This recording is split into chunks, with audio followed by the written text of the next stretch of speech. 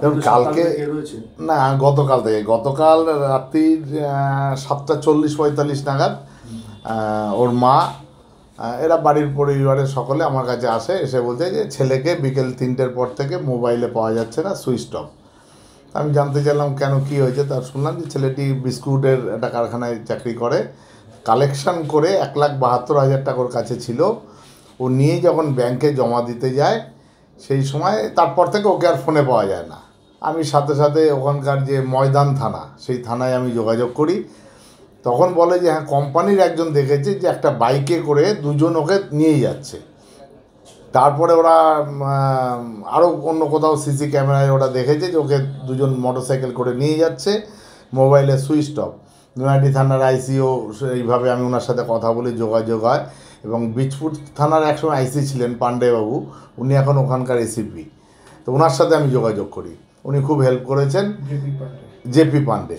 তারপরে আজকে দুপুরবেলায় খবর পেলাম যে বোলপুরে একটা দেহ পাওয়া গেছে। আমি একটা টিভি চ্যানেলে দেখলাম, তখন আমি অ্যাসেম্বলিতে ছিলাম।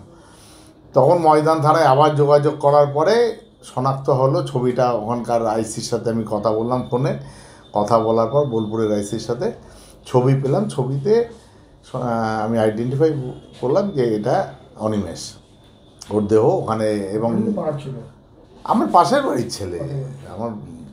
তারপরে এখন ওর বউ, ওর কাকার ছেলে, এরা সকলেই ওখানে আছে। দেহ ওরা শনাক্ত করেছে, গলায় ফাঁস দিয়ে মোটরসাইকেল থেকে ওকে একটা 4 চাকার গাড়ি করে নিয়ে যাওয়া হয়েছে। নিয়ে ওই গাড়ির যে মোছার যে লাল কাপড়গুলো পায়, সেই কাপড় দিয়ে ওকে পেঁচিয়ে, গলায় পেঁচিয়ে শ্বাসরোধ করে ওকে মারা হয়েছে।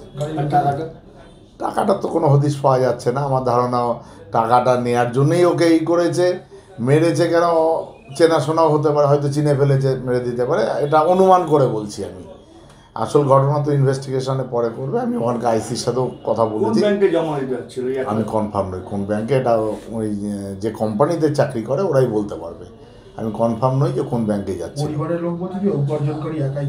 একদম ঠিক, ওর বাবার বয়স হয়েছে, এবং এদের পরিবারের সাথে আমাদের পরিবারের দীর্ঘদিনের, আমার জন্ম হয়নি তখন থেকে আমার বাবা এর দাদু, এদের সাথে রিলেশান।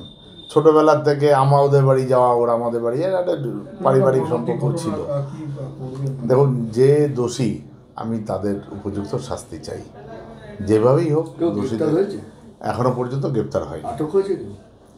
আমি এখনও অবধি সেটা শুনিনি। আমি থানায় একটু আগেও কথা বললাম ওসির সাথে, উনি বললেন যে না, এখনও পর্যন্ত কোনো সিসিটিভি ফুটেজ থেকে তল্লাশি। হ্যাঁ, সিসিটিভি ফুটেজ ওরা যে দিল্লি রোড দিয়ে গেছে সেটা পেয়েছে কিছুটা।